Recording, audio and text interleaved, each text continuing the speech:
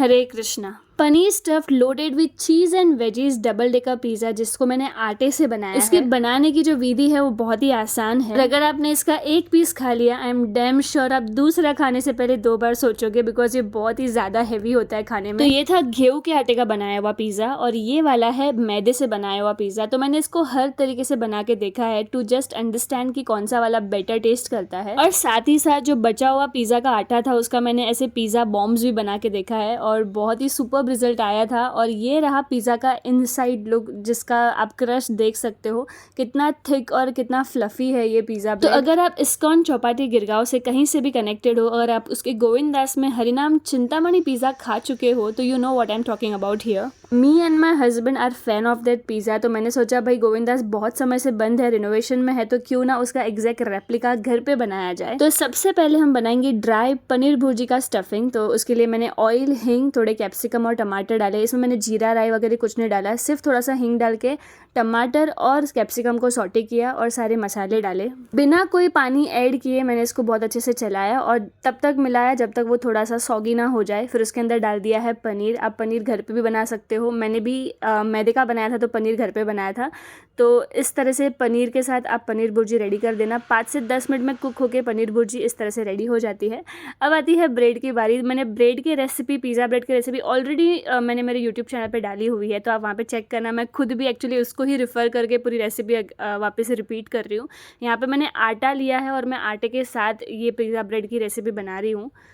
मैंने हर एक चीज़ कैप्शन में लिखी हुई है, तो प्लीज़ उसको ध्यान से रीड करना ताकि आपको समझ में आए मैंने इसमें क्या क्या इंग्रेडिएंट्स डाले हुए हैं। तो मैं अगर आपको एक बात सच सच बताऊँ तो मुझे यहाँ पे किसी ने भी कोई रेसिपी शेयर नहीं की, ना मैंने कोई होटल वाले से पूछा है कि भाई इसको कैसे बनाते हैं।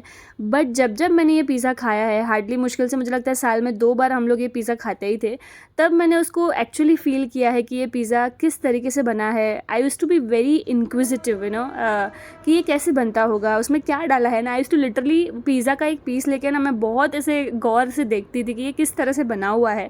बस आज वही मेमोरी से उसका ही थोड़ा सा टेस्ट वगैरह फॉलो करके मैं ये पूरा पिज़्ज़ा का जो रेसिपी है वो सारा का सारा अलाइन कर रही हूँ, सारा असेंबल कर रही हूँ और फाइनल रिज़ल्ट ये आएगा। ये लिटरली मैंने नहीं सोचा था और मेरे घर वाले ऑ स्ट्रक रह गए जब उन्होंने देखा कि यार यही पिज़्ज़ा जिसका रेसिपी तुझे किसने नहीं बताया, बट उन्हें वही होटल वाला पिज़्ज़ा सेम घर पे रेप्लिकेट किया है और बहुत ही शानदार लगा था। Trust me guys, it really tested like anything. बातों बातों में मैंने पिज़्ज़ा ब्रेड का आटा यहाँ पे लगा दिया है, बट डोंट वरी, मैं रिपीट करूँगी कि मैंने ये पिज़्ज़ा ब्रेड का आटा किस तरह से लगाया। 1 कप आटे में 1 पिज़्ज़ा ब्रेड बनता है, तो मैंने 2 कप आटा लिया, उसके अंदर बेकिंग पाउडर, बेकिंग सोडा, थोड़ा नमक, थोड़ा शक्कर डाल के उसको बहुत अच्छे से छन्नी कर लिया। फिर उसमें बीच में होल करके थोड़ा इनो डाला और इनो के ऊपर थोड़ा थोड़ा मैं दही डालती गई और इस तरह से हाथ से सॉफ्टली मिला के मैंने ये पिज़्ज़ा का आटा जो है वो रेडी किया। ब्रेड्स वगैरह बनाते टाइम हाथ को बहुत ही लाइट और एकदम हल्के से उसको मलना है, उसको बहुत ज़्यादा ओवर मिक्स नहीं करना है, तो वो भी आप फॉलो करिएगा। ये जो मैंने पिज़्ज़ा खाया था तो मैंने उसमें देखा था कि उस पर ग्रीन चटनी लगाई हुई थी, तो मैंने यहाँ पे उस हिसाब से थोड़े बेसिल के लीव्स ले लिए और थोड़े से पुदीने के पत्ते ले लिए। उसके अंदर मैंने थोड़ा तीखापन और टेस्ट के लिए थोड़ी सी मिर्ची डाल दी, थोड़ा सा नमक डाल दिया और उसको मिक्सचर में ब्लेंड कर दिया बहुत अच्छे से। तो इस तरह से वो एकदम बहुत ही ब्यूटीफुल कलर से ग्रीन कलर का पेस्ट रेडी हो जाता है। मैंने पानी बहुत थोड़ा सा डाला है, बहुत ही मतलब 2 बूंद ही डालना। अगर आप ज़्यादा लिक्विड करोगे इसको तो आपके ब्रेड जो है वो पूरे फट जाएंगे जब आप लगाओगे। तो इसको सॉस को जितना हो सके उतना ज़्यादा गाढ़ा रखना। अब पनीर भुर्जी बहुत अच्छे से पक के रेडी हो चुकी है, ठंडी भी हो चुकी है। तो ये 2 चीज़ें हैं जिसका जो बॉस इंग्रेडिएंट है ये पिज़्ज़ा बनाने में। बाकी 3 रंग की कैप्सिकम, थोड़े से ऑलिव्स, थोड़ी सी mozzarella cheese, pizza pasta sauce, oregano, chilli flakes, बस इतनी चीज़ें मैंने रेडी करके रख दी ताकि जब मैं पिज़्ज़ा बनाने जाऊँ, असेंबल करने जाऊँ, तब मुझे सारी चीज़ों को ढूंढना और काटना ना पड़े और मैं एक ही झटके में सारी चीज़ें फटाफट असेंबल कर सकूँ। तो आप भी ये सारी चीज़ें पहले से ही असेंबल करके रखना बहुत ज़्यादा आसान पड़ती है।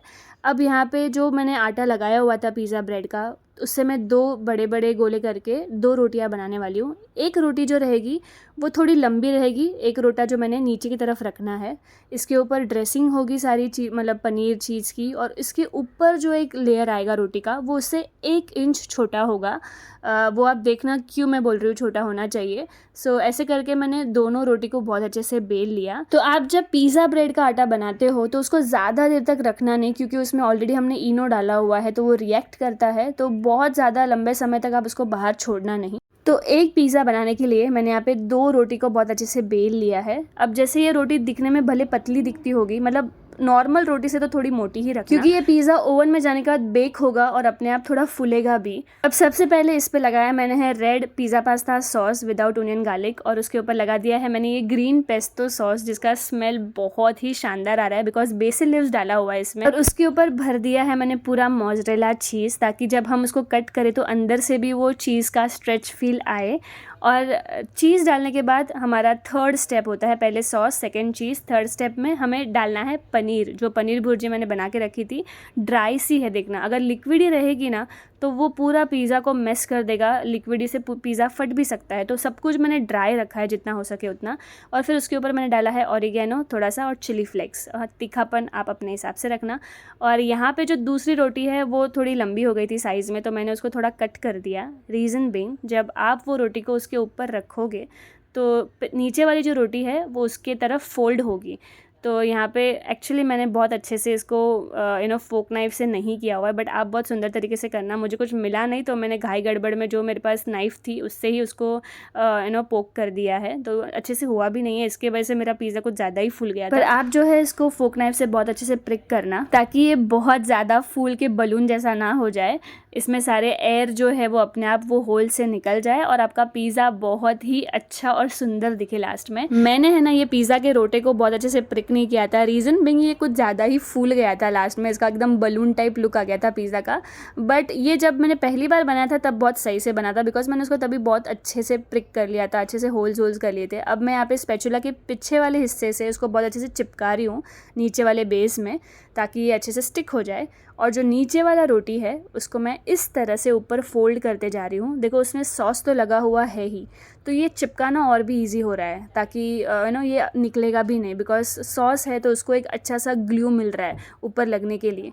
तो इस तरह से आप हल्का सा उसको ब्रश करके पानी वाला, उससे भी आप चिपका सकते हो। और यहाँ पे भी है ना आप फोक नाइफ यूज़ करना और उसको बहुत अच्छे से हल्का हल्का प्रिक करते रहना, ताकि ये प्रॉपरली अंदर सेट हो जाए और आपका एक अच्छा स्ट्रक्चर बन जाए। और हर तरीके से उसको अच्छे से प्रिक कर लेना, ताकि जो पिज़्ज़ा है वो ज़्यादा बलून जैसा ना हो और फ्लैट और दिखने में बहुत अच्छा लगे। अब आता है द मेन पार्ट, जहाँ पे वापस से हमें ग्रीन पेस्टो सॉस को भर भर के लगाना है। और secondly we are going to add lot of mozzarella cheese. You can add cheese as per your convenience.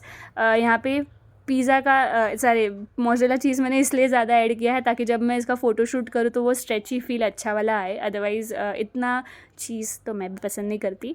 तो यहाँ पे मैंने बहुत सारे वेजिस से उसको भर दिया है, बहुत सारे ऑलिव्स के साथ इसको भर दिया है।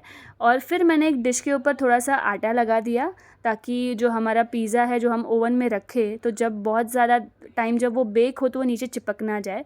तो हल्का सा उसको आप बेकिंग पेपर के ऊपर भी ऑफ कोर्स उसको रख सकते हो। मेरे पास बेकिंग पेपर तभी नहीं था, तो मैंने इसका थोड़ा डिश के ऊपर आटा लगा दिया, स्टील के डिश के ऊपर। और ये पिज़्ज़ा अब जाएगा ओवन में for almost like 25 minutes on like full heat. मतलब मैं 220 या फिर 240 जो भी फुल पावर रहता है वो ओवन का पूरा हीट करके इसको मैं अच्छे से बेक करने वाली हूँ 25 मिनट के लिए। 25 से 30 मिनट भी लग जाएंगे कभी, but maximum 20 to 25 minutes is enough, अगर फुल स्पीड पे आप इसको चलाते हो तो, दोनों साइड पे, दोनों रॉड पे।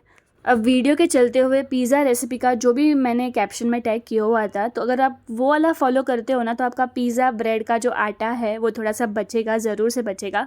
तो मैंने इसका ये जुगाड़ लगाया कि मैंने इसकी छोटी छोटी पूरियाँ बेल दी, ठीक है। फिर उसके अंदर मैंने थोड़ा सा ग्रीन पेस्टो सॉस जो बचा हुआ था वो लगा दिया, और जो पनीर भुर्जी मेरे पास थोड़ी सी रखी हुई थी मैंने वो भी उसको अच्छे से उसका गोला कर दिया। उसके अंदर थोड़ा सा होल करके उसके अंदर चीज़ को सेट कर लिया। कोई भी नॉर्मल चीज़ आप कर सकते हो, आप मोज़रेला चीज़ भी लगा सकते हो, पर मेरे पास थी नहीं। तो फिर इस तरह से वो पनीर के गोले को मैंने पिज़्ज़ा ब्रेड जो पूरी बनाई थी उसके ऊपर रख के उसको मोदक की तरह इस तरह से कंबाइन कर लिया, बाइंड कर लिया अच्छे से, और उसके पूरा अच्छे से गोला बना दिया, जैसे हाथों से हल्के हल्के हाथों से, तो वो अपने आप पूरा बॉल बन गया। और थोड़ा सा ऑयल ब्रश किया एक थाली के ऊपर और उसके ऊपर रख दिया। और ओवन ये बनाते बनाते मुझे 10 मिनट तो हो गया था, तो 10-15 मिनट के बाद ये मेरा पिज़्ज़ा भी ऑलमोस्ट आधा बेक हो चुका था। तो दिस वाज द टाइम जब मैंने ये दोनों पिज़्ज़ा बॉम्ब्स को भी, छोटे छोटे पिज़्ज़ा बॉम्ब्स को भी अंदर लगा दिया। तो इसको 15 मिनट काफ़ी हो जाता है, इसलिए मैंने आधे से उसको रखा। और साथ में ही मैं यहाँ पे बना रही हूँ वाटरमेलन का juice, so just for a good dine with my husband.